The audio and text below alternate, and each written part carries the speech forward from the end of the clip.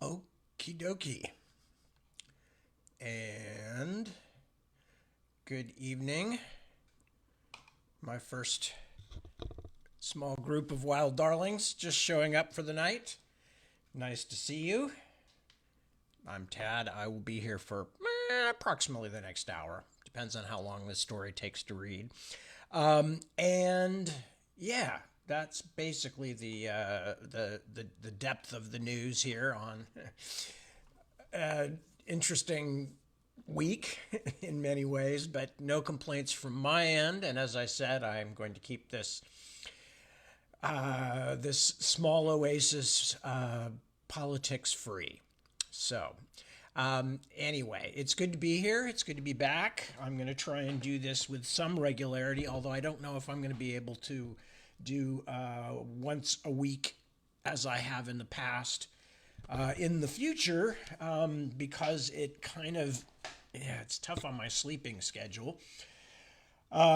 Mostly, obviously, the late night, this particular shift. But I am determined to not abandon the folks who are listening in this time slot.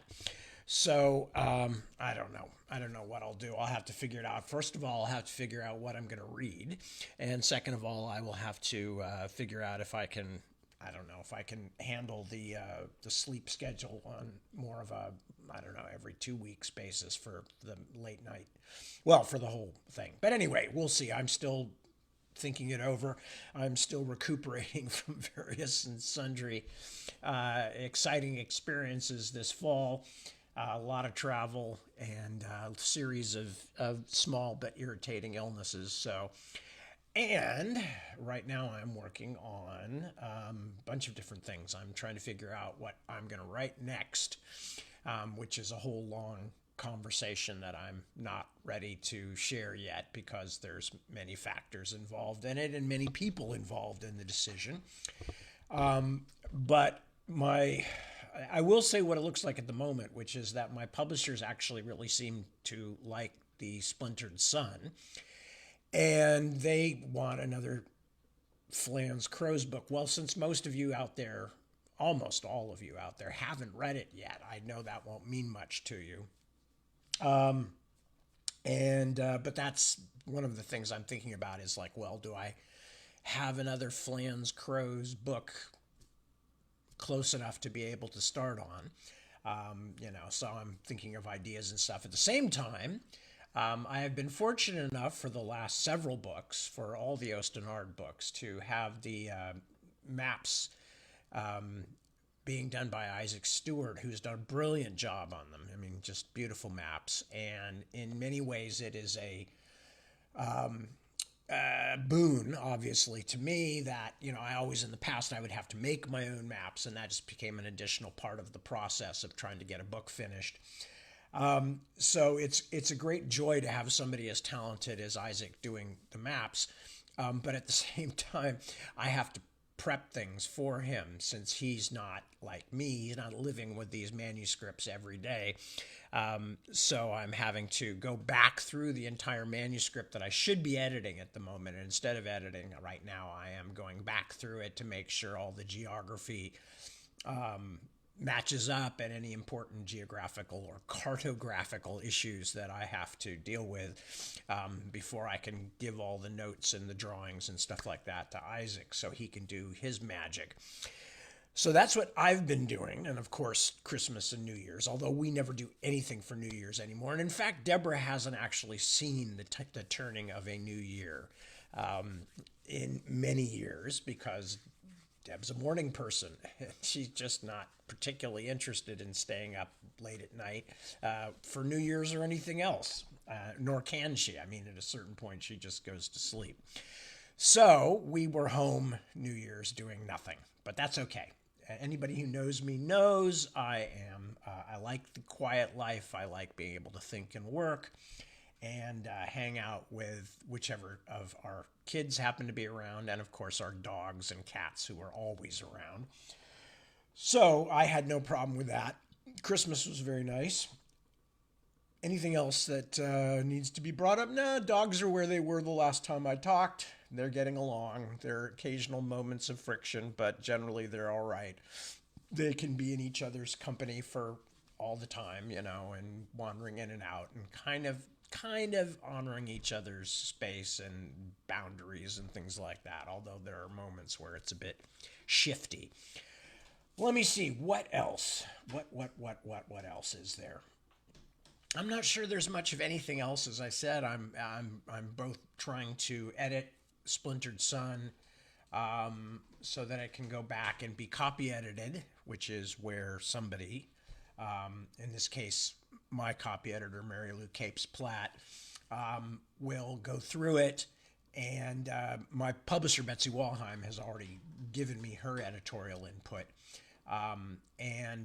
So then the copy editor will go through it and start getting granular with things and saying, this isn't the usage we normally see for this particular grammatical thing, or, didn't you say earlier that this character did this and this is confusing, and, the kind of stuff that you actually have to hear and go through to make sure that the whole manuscript is consistent and makes sense and reads well.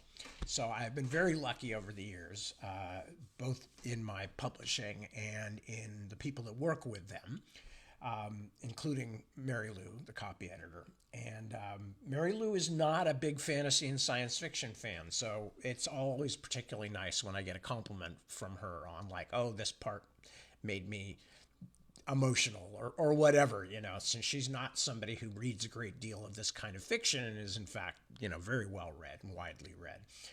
It's always really nice to poke a kind word out of her. Not that she's reluctant or anything. I mean, she's been very kind and very complimentary many times. Anyway, so without too much further ado, I'm going to check and see who has showed up and say hello to my friends who are here. And let's see, they say I've only got one comment, and I think they're lying. No, there's much more than one comment. So I see Ilva. Hello, dear. Good to see you. Happy New Year. Chris Fab, Christian Fabricius. Hello, Chris. Good to see you. Petra is here. Hello, Wouter. Maria Jose. Isaac is checking in, our first American on the list. Isaac checking in from Utah. Sandra, Iris, Rosalba, Mr. Mark Craigbaum, another American on the list, and an old and personal friend, and Mark Redman, who I assume is checking in from Yorkshire as per usual, and Christy Sanders. So hello, good to see all of you. Lovely to have you with us. We seem to have a smaller than usual group tonight, and that's fine. That's all fine. That's all fine. No problem. And I did rather wait till the last moment before saying that I was going to be reading this weekend. So no worries about that. And so what else was I going to say? I can't think of anything. So I guess I might as well just start, because I don't know how long the story is going to go. And I will probably wrap it up when I finish it. But this is a very old story. And in fact, what I think I will do is I will read you the introduction that I originally wrote when this anthology of some of my short fiction was coming out. I've had 2 or 3 books of short stories published. There's this one. There's oh God, I've just gone blank on the name. A Stark and Wormy Night. And there's another one called, humorously, The Best of Tad Williams, which, if it were really the best, it would have some of my famous soft shoe routines, my very, very well-known and much-loved rendition of the Star-Spangled Banner on kazoo, and any number of other things. So it's not really the best, but it's certainly a very large collection of my short fiction. In fact, I think, if I remember correctly, The Best of Tad Williams is particularly amusing because it has a lot of stuff in it that you don't find anywhere else, including some things that probably a lot of people went, we don't really need to read that, because I included, some TV scripts I wrote when I was living in England. Something I Will Always Be Sad didn't get done. It was actually written for Eddie Izzard. I don't think he ever got to see it. That the whole process kind of fell apart before it got to that point, but I was very fond of that script. let me think. Okay, yeah. So that's where I'm at. I've said hello. Yeah, let me just read this, explaining a little bit about this story. So when I did this particular, when I was asked to do this anthology of short fiction, the people editing it asked for like a little short piece about each one, explaining where the story had come from or something about it or whatever. So this story, which I am pretty darn sure. Oh, before I started, this is perfect. I've been doing this for so long now, because remember, I started doing this during COVID, so 5 years or whatever. And so when I was thinking, okay, what am I going to read this weekend? I'm going to finish The Snow Queen tomorrow night, because it was that Sunday evening time slot where I started it and where it got cut off somehow. I still don't know what happened. But anyway, so I was thinking, okay, what am I going to read? And I go, I've got this story called The Lady of the Wood, which is an Ostenard story about Camarus meeting Amaterasu. And, it's been sold, because I think I sold it to my publishers, my American publishers, some years ago, but it's never been in print or anything like that. So, it's probably dicey whether I should read that on the air or not, but what the heck, I'm just going to go ahead and do it. So I got the story out and I was rereading it and making a few little editorial blips in it, when I saw punctuation that I didn't like or something. And then somewhere along the line, I had to look it up online for some reason, wondering if, there had been any mention of, possible publications or sort of what the general word was on it, if it even existed in the public eye. And as I did so, I found out that I'd already read it as one of these readings back in 2021. So it just goes to show you, I've been doing so much of this, I literally can't remember what I've read anymore. But I've read pretty much almost all my fiction. But, and this is where this point was going, to the best of my knowledge, I have never read this story before for a number of reasons, but nothing bad about it, or there's nothing overtly shocking or anything about the story at all. It was just one that I put aside for various reasons and then moved on to reading from novels, and as a result never got it read. So anyway, the story is called The Scent of Trumpets, The Voices of Smoke, and it is I'll read the introduction that I wrote way back when. This is a piece that could pretty much serve as the dictionary illustration for the term trunk story. If you guys don't know what trunk story means, it's a writer's publishing book industry term for a story that you've had for a long time and haven't found anything to do with yet. So this is a piece that could pretty much serve as the dictionary illustration for the term trunk story. I wrote this originally somewhere between 15 and 20 years ago. Obviously, add another 10 plus years on since then, probably more like 15. And it was probably the first short story I ever submitted to a professional outlet. In this case, to Gardner Dozois at Asimov's Science Fiction. It's certainly the first short story I felt was worth trying to sell. Gardner passed on it after some kind words to the effect of, "Yeah, you don't suck too badly, but I'm not crazy about this particular story." It got put away after that, in part because I was already working on my second or third professional novel. See, I'm one of those weirdos who sold a novel long before he ever thought of trying to sell a short story. I read it to a few people over the years, and most of them said something along the lines of, "Huh?" Or, "I don't get it. The narrator seems like a kind of a jerk." Anyway, many, many years later, Janice Ian, the talented and fabulous singer-songwriter, best known for Society's Child and At 17, but also many others, decided that with the help of Mike Resnick, she wanted to edit an anthology of stories based on her songs, and was kind enough to invite me in. I had zero new ideas, though, and was in the midst of a hellish deadline on some novel or other, but when I heard her song Joan, I remembered my beloved trunk story and thought, let's see if I can read it now without hating myself. And so I did. And I didn't. Although I made a few small changes before it was published in Janice's Stars anthology, it's still about 95% the same story it was way back when. The narrator is still a jerk, but since the story is about his having a chance for a sort of redemption dangled in front of him, I think that's fine. Plus, I just think it reads well. So sue me. I like my own writing sometimes. Anyway, so The Scent of Trumpets, The Voices of Smoke. And you'll see why Janice Ian's story Joan was what, or Janice Ian's song Joan was what got this story into the anthology. I am met in the garish Tempix lobby by my time visor, an artless construction that makes me long for the sensible abbreviations and acronyms of GovHub. She is a plump young woman with an enthusiastic manner, her hair styled in an unbecoming back thrust. You must be M. Abeck. Her own name, she announces, although I did not ask, is Gutrin. Her hand clasp is overlong, and she stares at me as though I am a much reported but seldom seen species.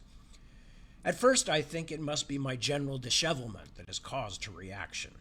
The long Hydra-esque project has left me pale as tank fungus, face blotchy and eyes sunken, thin as a dying breath. In fact, it is the termination of that excruciating, frustrating 4-month operation that has brought me to this place, given me this unusual but nevertheless powerful need for a change. I want to experience something other than the usual white lights and serenity circuit, while my body is being cleansed and rebuilt from the cellular level up at the government's res rehab facility. As we traverse the short distance to the appointment bay, she chattering about various displays on the walls, I realize there is a simpler explanation for her excessive interest in my person. My former bondmate, Suvinya Chehar Bose, works here at Tempix, may even be this woman's supervisor. Could Suvinya have told her something about me? I despise gossip, and have always done my best to avoid being its subject. When she took early leave from our contract, Suvinya was in an emotionally heightened state, and she is thus likely to have made untrue claims, although my conduct toward her never violated even the slightest word of our agreement. Still, it irritates me more than I like to admit that this wide-hipped, talkative young woman may think she knows something about me. It goes against every particle of a manipulator's training. We do not insert ourselves. We do not allow ourselves to be drawn in. We are subtle to the point of invisibility. I suppose that for those reasons it might seem strange to this Gutrin that I have chosen this particular excursion, but I work hard for my government, and thus I work hard on behalf of all citizens, including her. Do I need to justify my recreation choices to private sector functionaries? She explains that she has found, in her words, just what I need for my little vacation. I try to form a polite smile, but it is precisely to experience a life in which I am not impeded at every turn by attention seekers and condescending obstructionists like this Gutrin person that I have asked Tempix Corporation to find me an antidote, if only for a short while. I am tired of being subtle, of the endless games of what Suvinya once called my trust no human except, especially yourself, profession. A chance to experience the fierce excitements of the ancient era of kings, of a setting in which power could be wielded openly and honestly by one person, instead of through the countless quiet manipulations of government operatives like myself, suddenly seems very appealing. True power, swift and pure. It will be like breathing fresh air after months in a dank, windowless cell. Gutrin says that the destination she has selected is a monarchy in the Terran European Middle Ages, so-called. There was no era of kings as such, she informs me. Different cultures moved in and out of monarchy at different times. This kingdom will be the old mid-European country known as France, and I will be the king, she assures me. The self-indulgence of the Tempix lobby is fortunately not mirrored in its working areas. Behind the loud facade hides the same cool aesthetic that marks virtually any modern operation. The men and women who pass by in the wide blue-carpeted hallway nod politely to Gudrun as we pass, but show no interest in me at all. I am reassured. In some circles, because of the important but low-profile nature of our work, manipulators exercise a morbid fascination for the public.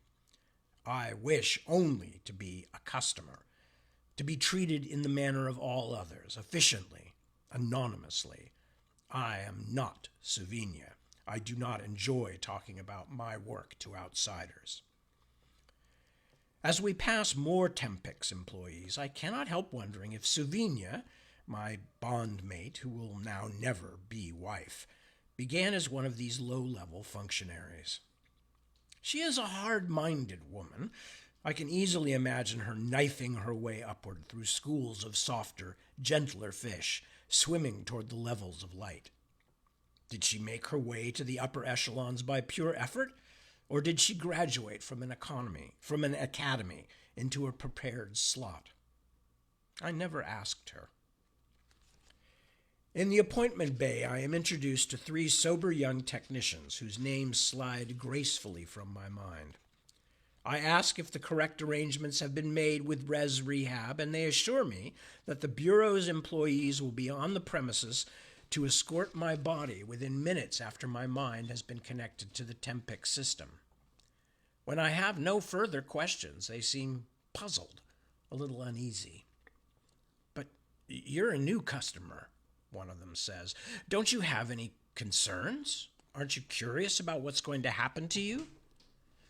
I tell them I am more than a little familiar with their operations, owing to previous acquaintance with one of their administrators. When I say this, Gudrun smiles briefly, but wipes the expression clean when she catches my eye. Just such annoying, unfathomable smiles used to flit across Suvinia's face, although there were no smiles the last time I saw her. Is this smug expression an occupational disability peculiar to Tempix employees? Continuing, I tell the technicians that I understand what the theories are as much as anyone can whose specialization is not temporal mechanics.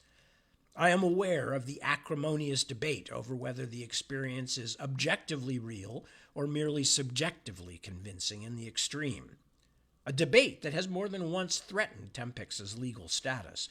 I further assure them that I do not care which is true. I desire only a safe and interesting experience.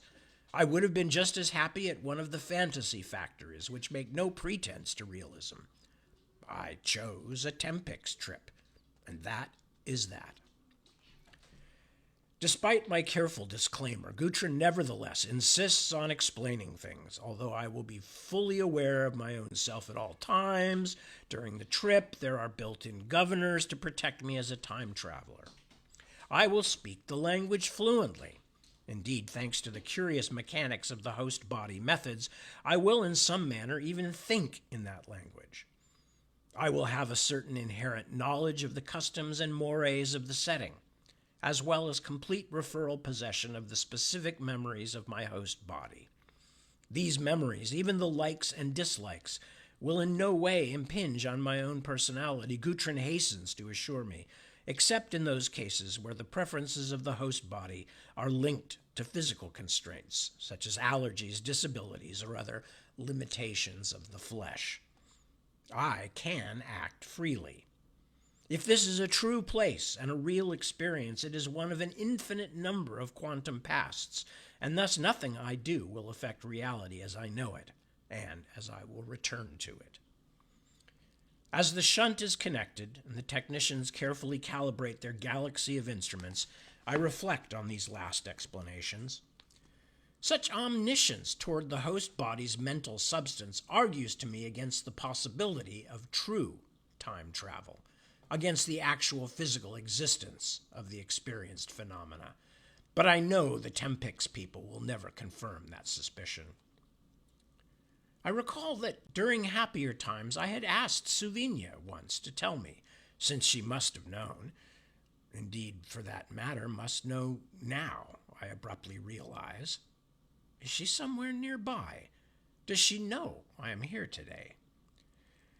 Whether the time travel experience was purely subjective, or whether the journey was in some way real, as is so strenuously hinted at in Tempex's exhortations to those weary of the infinite but shallow variations of the fantasy factories. Suvinia, amused, I suppose, by my uncharacteristic interest in her work, teased that she would never violate her gene-printed loyalty oath for a mere man. More seriously, she added that there were certainly many questions still, even among Tempex's top designers, but that she could not tell me the company's official internal stance on the subject. The oath was real, she said. It had to do with the difficulty of programming the governors if the traveler knew too much about the nature of the experience. Strangely enough, this mundane discussion ended in an argument. I suggested that if the experience were in any way real, even in a quantum infinite possibilities sense, the government would never leave it to the vagaries of the private sector. If nothing else, it would be more useful for running simulations than even the best of current generators. How did I know, she demanded angrily, that my beloved government was not already using it themselves? And what did I know about real things anyway? As I said, an argument ensued. Although we had sexual relations afterward that were strangely satisfying, I think it should be obvious why I did not often inquire about her work. Gudrun intrudes on my thoughts to inform me that the preparations are nearly finished. She explains that I will experience a few moments of synesthesia as the transfer begins. I tell her that I have heard of the synesthetic fugue, the temporary confusion of sensory input, and that I am not concerned. She responds that although it is virtually impossible to predict how much subjective time I will experience, at the end of the 3 days needed to complete my physical rehabilitation at Res Rehab, I will be summoned back. That return transfer process will also be signaled by a bout of synesthesia. She tells me this for my edification only, she explains. There will be nothing I can do to aid or hinder the retransfer. As she finishes, favoring me with another smile, this one of the blander, more professional variety, one of the nameless technicians says something to his companions. A number of touchpads are skinned in succession. The room slowly fills with a bland, sweet odor. Only moments later do I realize that its source is the bank of light panels that constitute the ceiling. Panels which had been white? The word seems suddenly inappropriate. A sharp, tangy odor that ebbs and returns, is the sleeve of Gudrun's one piece, passing in and out of my field of vision as she reassuringly strokes my chest. I feel scintillant blue sparkling beads of light that must be sweat on my forehead. My unexpected fear is a crackling hiss in my nostrils. I have been tricked. If that is too harsh a word, then I will amend it to this: I have been manipulated. Even in my anger, I cannot help but appreciate the irony. I suspect I know all too well the author of my manipulation. Everything becomes clear to me only moments after passing through the synesthetic state, past a moment of darkness and into growing light. I find that I am lying in a huge, too-soft bed, surrounded by a curtain. I feel cool, damp, unprocessed air on my skin. A vast figure looms, shaking me. I tell him to go away, to let me go back to sleep. My transition has left me feeling limp as a cleaning rag, whatever a cleaning rag might be, and I do not wish to be disturbed. The great fat man, whose name I suddenly know is Georges de la Tremoille, tells me I may not. startled into greater wakefulness, I feel the full flood of alien memories wash over me, settling into unexpected cracks and fissures in my own being. The perfidy of Suvinia, or the slipshod nature of Tempix's operation, immediately becomes clear. I am in the royal bedroom at Chinon. My name is Charles. I am the 7th king of that name in France. I am also the least powerful monarch in all of Christendom. That is to say, as the part of me that is still Ibex sees it, among the nations that worship the same avatar of their one God. How quickly these foreign concepts come shouldering in. As a king, I am a non-entity. I am not really even Charles VII, since I cannot be properly crowned by the custom of this time. The English and the Burgundians own half my country. Even my mad, obese mother has sided with the invaders. My own court titters at my impotence.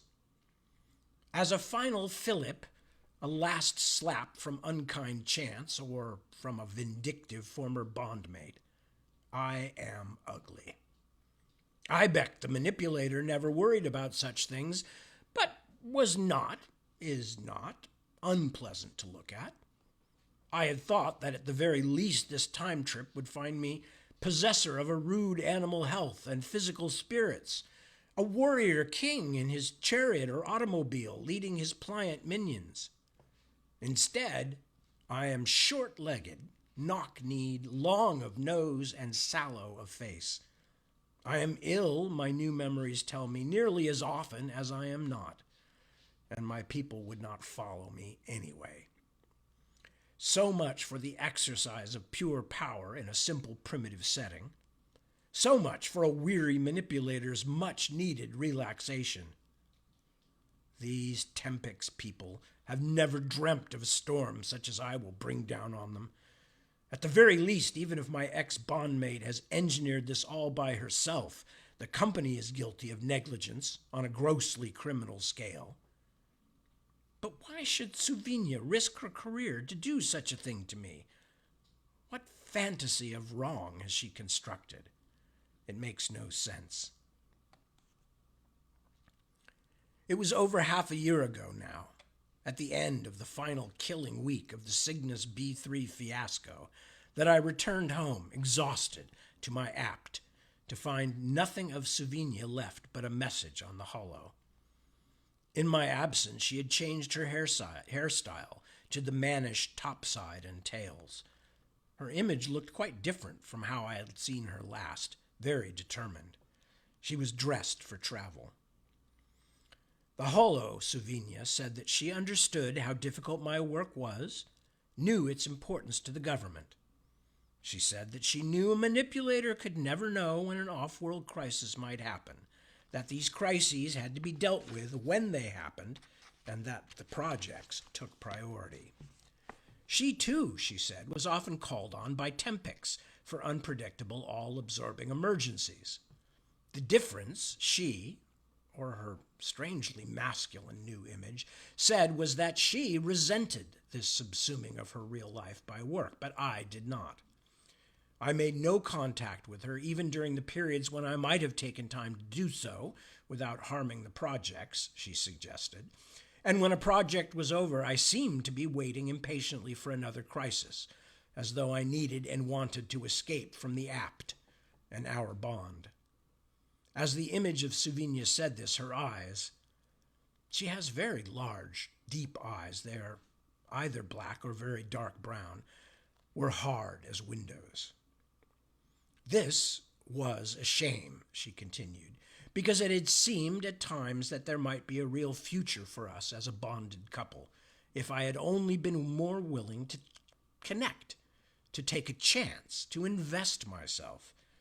There had been moments, she said, and then trailed off without explaining what she meant. It was true that besides the occasional tension, there had also been periods of understanding and peace between us, of happiness, I suppose, and what sometimes seemed even more. I do not tend to trust such ephemera, since it runs counter to both my training and my nature, and as I watched her farewell holo message, I became even more convinced I had been right to withhold that trust.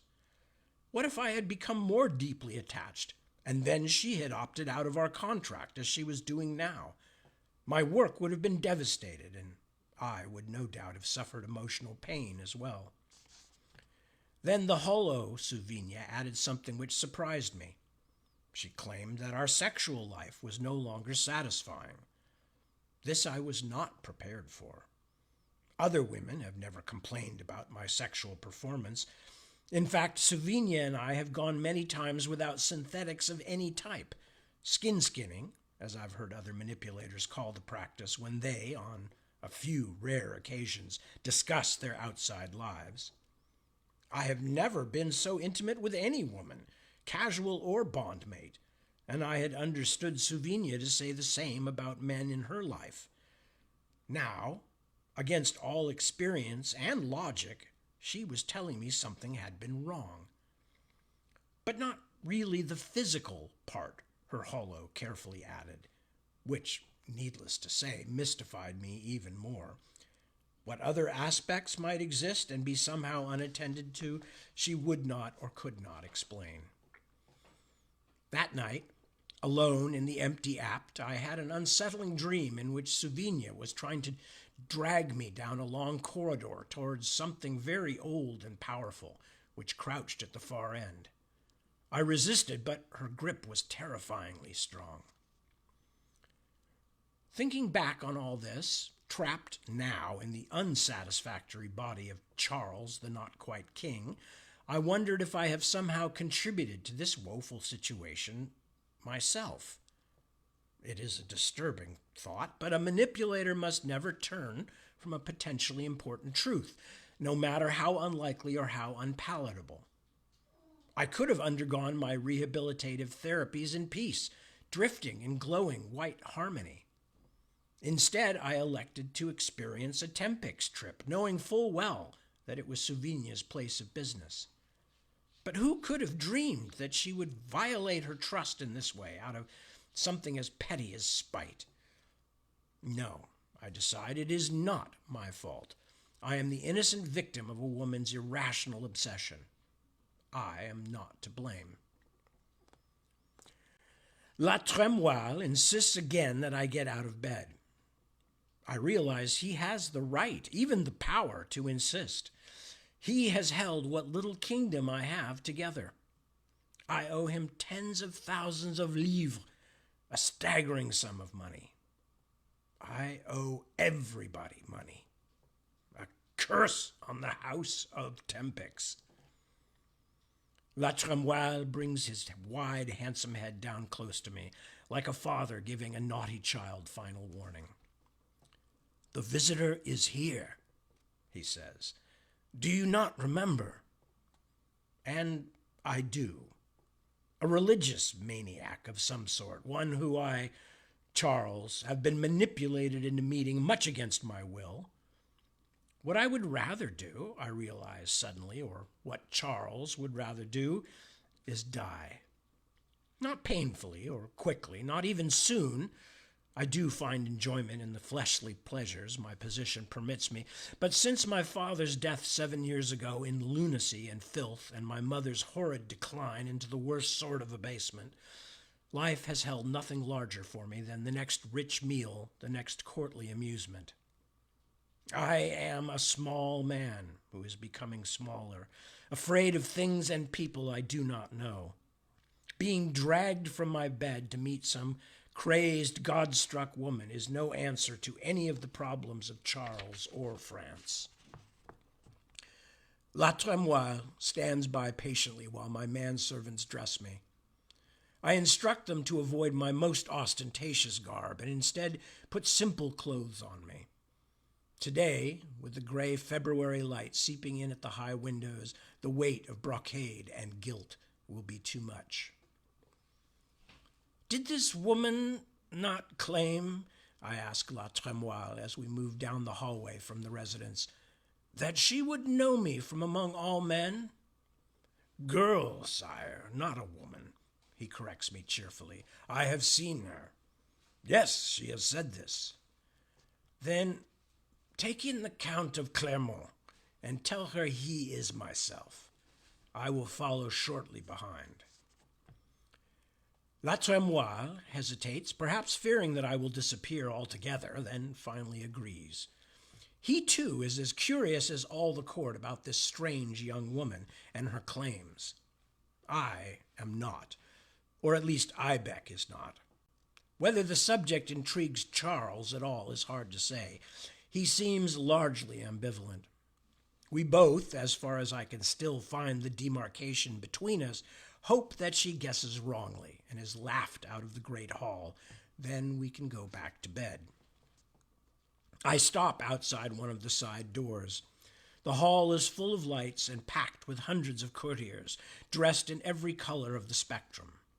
They are all here to witness this heralded exception to courtly routine, this spectacle of a young woman who claims she is sent by God to have me crowned at last and to lift the siege of Orléans. The crowd beyond the doorway hushes, and from my place I can feel a poised tension, a rustle of expectation. Above the whispering, then, I hear a high, clear voice, but the words are indiscernible. When the voice stops, an excited murmuring breaks out. Compelled, I step through the doorway, finding myself a place behind the courtiers who line the tapestried walls. I am virtually hidden from anyone in the room's center, and even the elegantly gowned ladies before me do not mark their king's entrance. So quiet am I. So fixed are they on the middle of the hall, where a small figure, dressed in rough black, stands beside Louis, Count of Vendôme. I am astonished. Souvigne! I try to shout. What are you doing in this place? But the words will not pass my lips. Something prevents these anachronistic sounds from sullying the virgin air of Chinon. A moment later, my astonishment fades. Perhaps it is not her, after all. Still, the girl, who stares at the Count of Clermont as he slinks back to the crowd, having evidently failed to fool her, is much like Souvigne. Her hair is different, of course, cut in a masculine bowl and shaved above the ears, black as a raven's tail. As she turns to scan the surrounding faces, I feel sure I see other differences, too. She is far younger than my ex-bondmate, my will-not-be wife. The nose, perhaps, is too long, the cheekbones not so high. Still, the resemblance seems too strong for mere coincidence.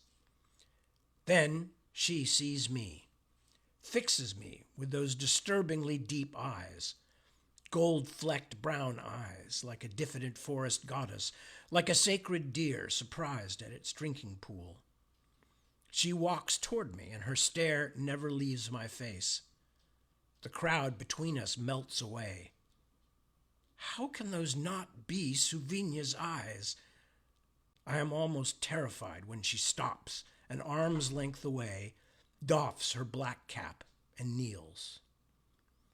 God give you good life, gentle king. Her voice is calm, but there is subtle music in it. It is not I who is king, I stammer. I point to one of the young barons, whose costume indeed far outstrips mine for beauty. There's the king. The girl's eyes are locked to mine. In God's name, gentle prince. She is smiling as she speaks. It is you, and no other. And as I stand transfixed amid the quiet muttering of the court, I remember that her name is Joan, this farm girl with Souvigne's eyes. Then if I am the king, what would you have of me, maid? Her smile fades to be replaced by a look of immense solemnity, a look so profound as to resemble almost a child play-acting. Lord Dauphin, I am sent by God to bring deliverance to you and your kingdom. Her eyes narrow as she stares at me, awaiting my response. When I, suddenly in depths I had not expected, can think of no words to say, her smile returns, a small one that looks as though it accompanies pain. My Lord has not yet given you to believe me, she says sadly. Very well, then let me tend to you one further sign to show you that my sweet God knows your secret heart. She draws near to me, resting one hand lightly on my arm. I flinch. She brings her mouth close to my ear so that others will not know her words. Her cool breath on my cheek smells of apples. You feel yourself a lost traveler, she whispers, trapped in a world that is not as it should be. Like blessed France, you are divided, weary. Her hand tightens on my arm. Only trust in me, in the power that sends me, and all shall be put right, made whole. I bring your happiness and your completion. She steps back and kneels again. Her eyes are indeed deep pools, and the me I seem to see reflected in them is a creature of great beauty. I am enthralled. Charles is enthralled, would be more accurate, of course. Enthralled. We walk together through the overgrown gardens of Chinon, and she tells me of the voices of St. Catherine and St. Michael, the sublime voices that have brought her to me. The dank February is only a backdrop now, a gray jewel casque to set off this sturdy pearl of purity. Courtiers gape from the casements above, watching the king and the maid in rapt dialogue. I need only trust, she tells me, because God wills it, she will don armor like a man and go with my armies to break the siege of Orléans. I will be anointed and crowned king at Rheims. To all my objections, my confused questions, this farm girl, this pretty shepherdess with my Souvigne's gaze answers only, have faith in me and the power that I serve. I am being drawn out into stronger currents, I realize. It is seductive. A part of me longs to let go. A part of Charles, that is. Ibec, naturally, watches calmly and rationally from within, the ghost in the machine. Ibec, the manipulator, even as he feels the current swell, will keep an eye on the shore. But who would ever have dreamed the madnesses of the ancients to be so intricate, so sweet? Joan is all she promises. The armorers fit her in shiny steel, a skin of clean, hard metal. Her battle standard of white silk bears upon it the image of Jesus sitting in final judgment of the believers and the unbelieving. This is her powerful, tempting call that brings the peasants flocking to her as a living saint and turns the canniest, most profane old soldiers into grudging converts. Only believe, and all is possible.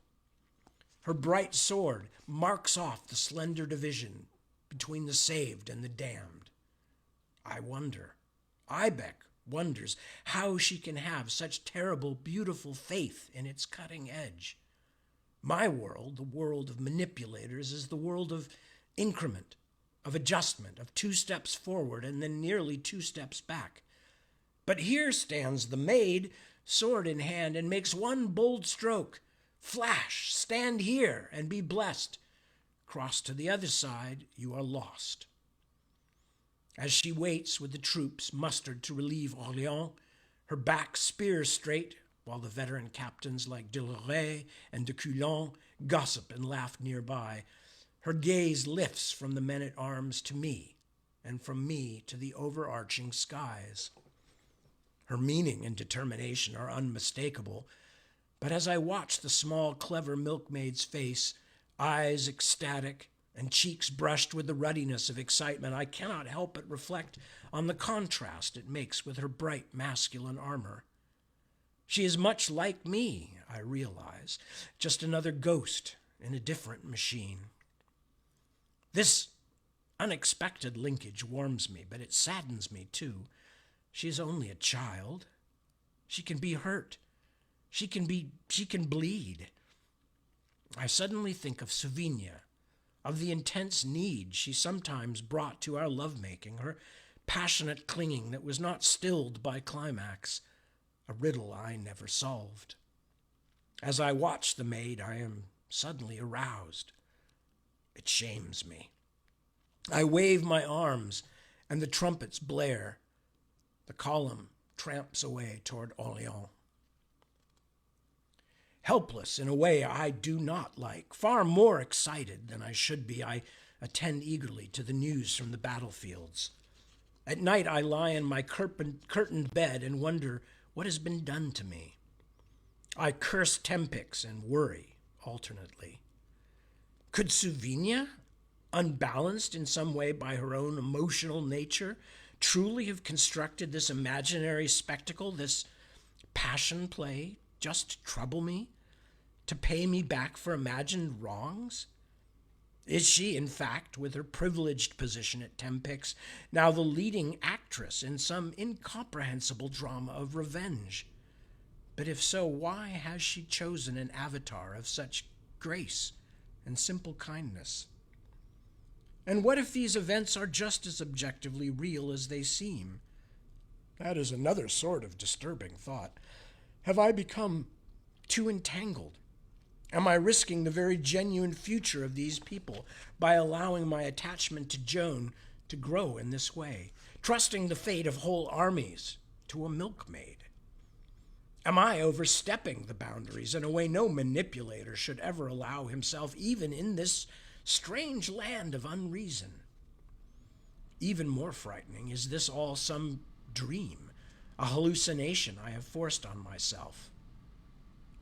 Ibec is in a kind of despair, and every morning La Tremoille finds Charles pale and unrested. They have lifted the siege. Orléans is relieved, and the Loire is now barred to the Burgundians.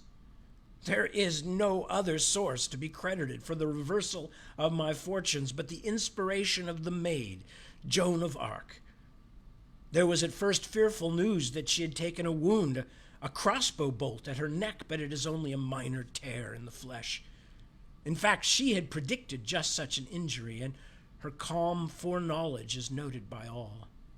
How can she not be sent from God? And one of the English called her a whore. My Joan, who hates sin and chases the camp followers away. What grace she must wield to lead soldiers to whom she has denied the company of whores. She called angrily to the Englishman that he would die unshriven for insulting God and France.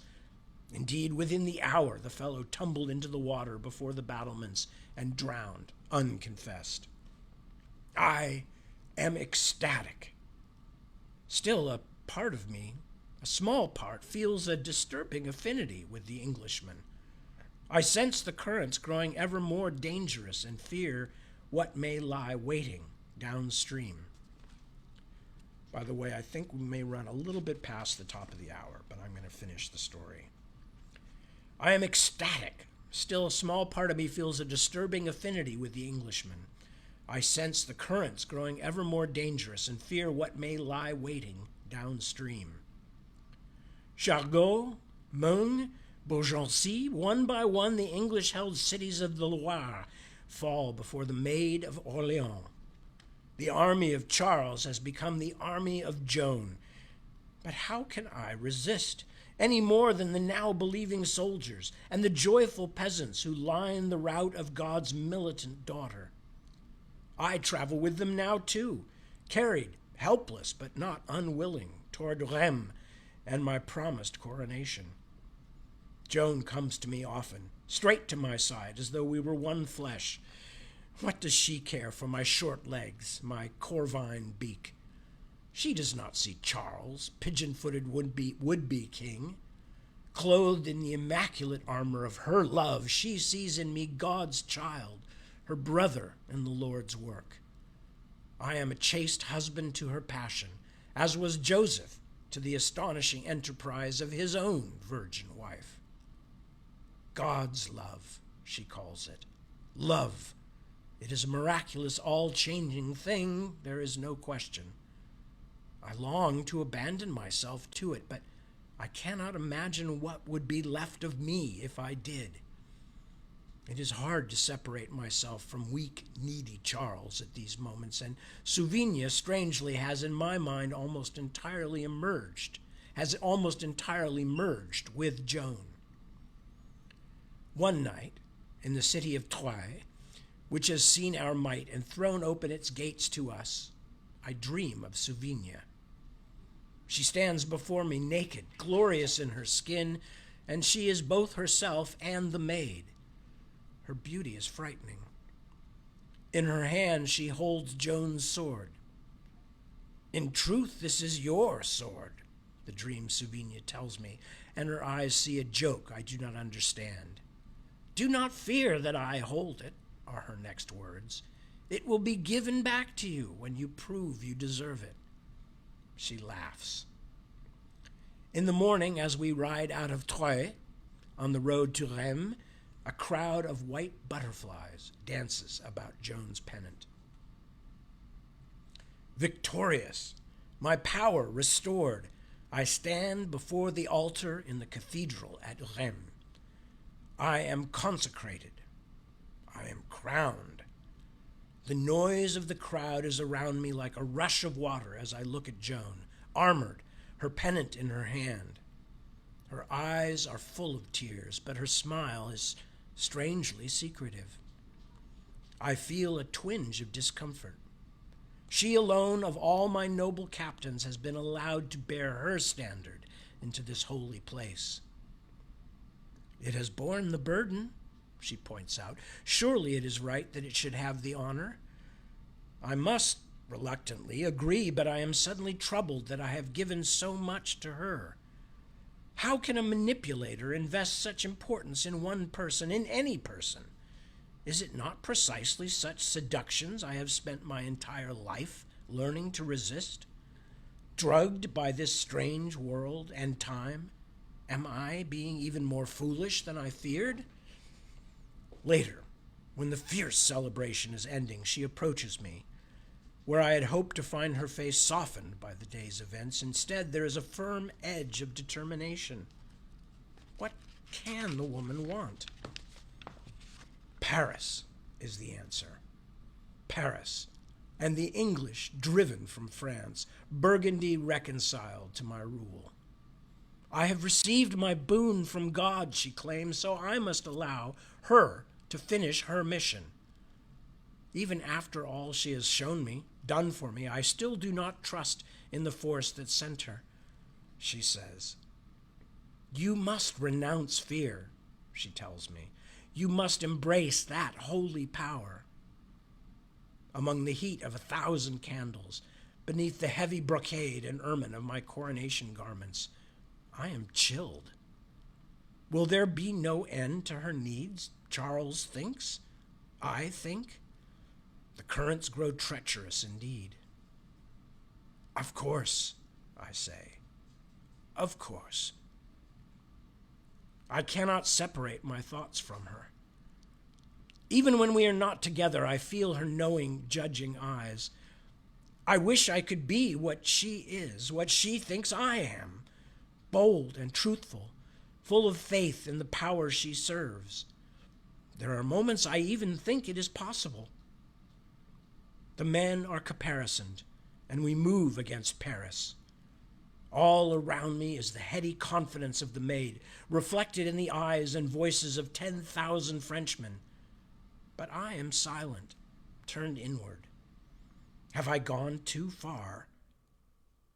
The siege of Paris is bitter. I am certain that I am all Charles now, that Ibec the manipulator is gone, quite gone. We are repulsed several times by the English, with heavy losses. No matter, says Joan, her eyes seemingly on the other world. So it was at Orleans also. only believe. No matter, cry the common people, only follow the maid. Some of the captains are not so sure, but Joan does not care. With only you, me, and God, she proclaims, my king, France is whole. One night I sit up, long past the time when silence has fallen on all the camp. Even the sentries are nodding. So quiet it is before the walls of Paris. Charles lowers his uncomfortable body down onto his preposterous knees, and I pray. What shall I do? Believe is too simple an answer, is it not? Trust. How? Show me a sign. The next day, in the pulsing heart of the battle, Joan falls, with a bolt of a crossbow penetrating her thigh. Beneath the brightly polished armor, there is, after all, only the body of a young woman, a girl full of need. The blood flows wetly down her leg as she cries out. Her herald is struck down and killed with an arrow between his eyes, but I can see only Joan as she trembles, shepherdess cheeks quite pale, eyes dark as wells. There is nothing in the world so red as blood. In that moment I stand delicately poised between two poles I cannot name or understand. I have pledged myself to believe in Joan, in the power of the holy love, but now she is revealed in all her frail humanity, and I cannot help drawing away. After all, a manipulator is distance. A manipulator is caution. Some silver thing inside me, some strand of exquisite tension, snaps. I have chosen, without ever quite knowing exactly what that choice was. The siege has failed, I announced that night. We will withdraw, consolidate our gains. Joan protests bitterly when she hears, but the maid's wishes suddenly count for little. Wounded, she is put on a litter as we retreat. Now, as though some great universal movement has been triggered, time begins to telescope, to become compressed. I expect momentarily to feel the rush of synesthesia, to be called back. I begin to lose my grip on Charles, or he on me. My mind touches his and then jumps away like a stone skipping across the muddy Loire. Joan's magic is broken somehow, but although her star is falling, tumbling downward as though some scraping thing has finally worn through the mysterious traces that held it, still it is her hold that is strongest on me. Court life is a blur. Lights and murmuring voices, a hurrying smear of impressions. But she is not. Whenever the river of Charles's consciousness rises up to greet me, it is her face that swims into focus. Joan, improperly supported, failing at the siege of La Charité. Joan, immaculate but somehow stained, the butt of quiet humor at Chinon. Joan, unable to secure my permission, going virtually unaided to Lagny-sur-Marne to fight the Burgundians at Compiègne. I see her on the battlefield there, transfixed in a brilliant arrow of sunlight. Her horse rears, stumbles. Joan topples to the ground. Fallen, she is made prisoner. My grip is relaxing. Terrified, elated, somewhere in between, I try to slow and catch the visions of Joan that drift by like wind-stirred leaves. The entrenched English buy her from Burgundy. They will try her in Rouen, this mad woman, this daughter of God, as a witch. The inquisitors demand to know why she said this, why she did that. Joan, my Joan, answers them.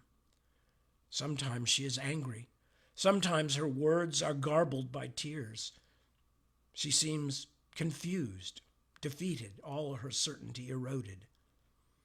They are relentless, and I, Charles, can do nothing but watch as she sits in her cold cell, her sword shattered, her standard furled away in the vaults of Orleans. I am only an observer now, with no power to rescue the maid. She has only her faith. God and my king have not renounced me, she says, although in my secret heart I suspect she is twice wrong.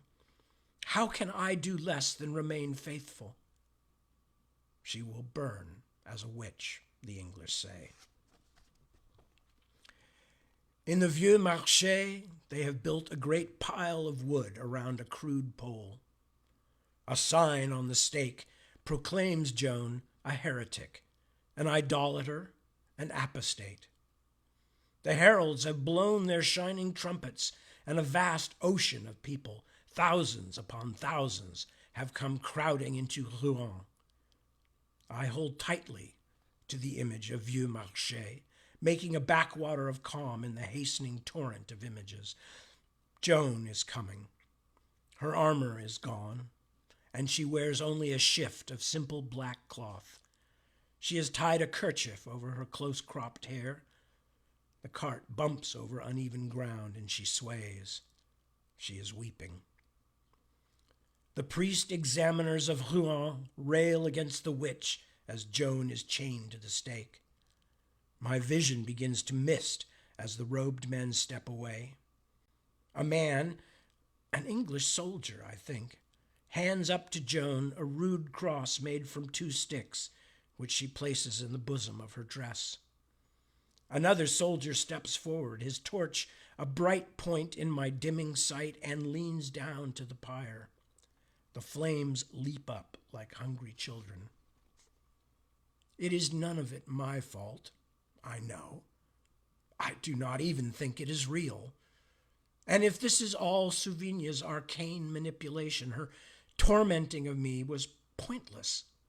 She did not succeed in changing me. Why should I change? If there was a fault in what happened between us, it was not mine. I am not to blame.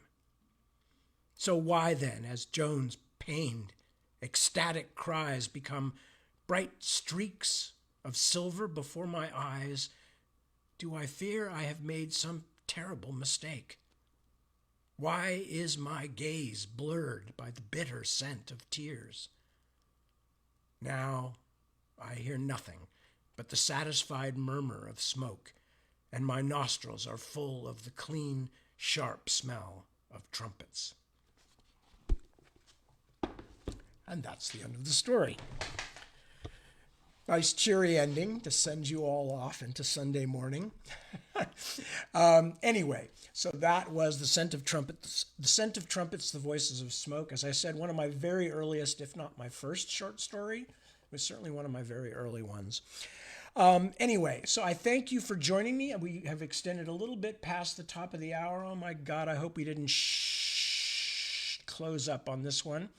No, we didn't. Okay, good. We seem to be still running. So with that, I will say that I shall return 7 p.m. Later today. It is Sunday, of course, now. I will be back at 7 p.m.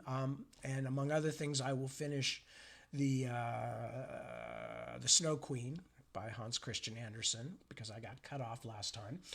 With that, I say thank you so much for joining me. As always, a huge pleasure to spend time with y'all. Take good care of yourselves. That is the first step, of course, because you can't do anything good for anybody else if you don't take care of yourself first. But once you do that, take good care of your loved ones and your close ones and your family, whatever they might be, related to you or not. Keep an eye out for others who might need a kind word or a helping hand. Gosh knows there's a lot of people, especially this time of the year, feeling kind of lonely and unwanted. So if you can do someone a kind turn, go ahead. And with that, I say again, thank you. A pleasure as always to spend time with you. I will see you very soon, in fact, at 7 p.m. And if you are seeing me live, I say good night and thanks and peace. See you soon.